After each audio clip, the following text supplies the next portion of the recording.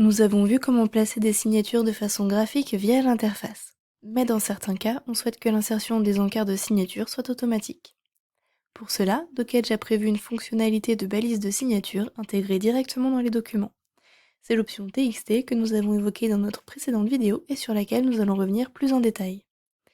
L'intérêt de cette option va être de placer des balises dans le document d'un modèle de transaction ou d'une transaction. Docage remplacera automatiquement toutes ces balises par des encarts de signature. L'option fonctionne qu'il s'agisse d'un document PDF ou d'un document Docage. Passons maintenant à la pratique. Sur le document doivent figurer les champs dynamiques de signature. Par exemple ici nous avons les champs Contact client signature et Transaction Member commercial signature.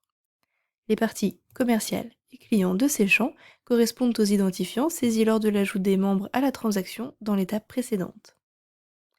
La différence entre ces deux champs est que le champ Contact ne peut être utilisé que pour un contact, et le champ Transaction Member peut être utilisé pour tous les membres de la transaction, contact ou utilisateur. Si je souhaite personnaliser la taille des encarts d'un document, je vais indiquer manuellement la fonction TXT dans la partie page du membre. L'encart de signature passe automatiquement sur la première page. Je vais pouvoir ici lui appliquer la taille que je souhaite. Peu importe son emplacement sur cette page, car ce n'est pas ici qu'il s'affichera, mais bien à la place du champ dynamique de signature. Cependant, si je souhaite que la taille par défaut s'applique à tous les encarts, je peux aussi complètement supprimer les signatures visuelles, car Docage remplacera par défaut les champs dynamiques.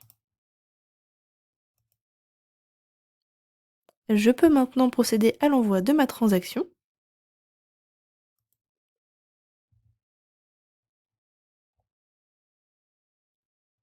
Et je constate donc que les encarts de signature sont bien présents à la place des champs dynamiques de signature.